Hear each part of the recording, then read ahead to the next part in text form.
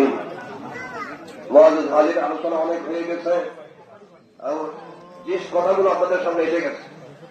আল্লাহ নবী সাল্লাল্লাহু আলাইহি ওয়াসাল্লামের দুইজন দলিলুল কদর সাহাবী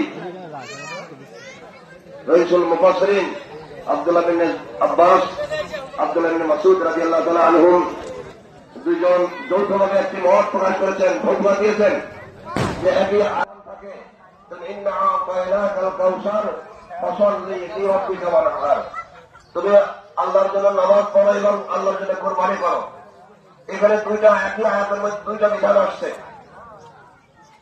ওনারা ভাবতেছেন এই কোন ব্যক্তি যদি আয়াতের সঙ্গে কোন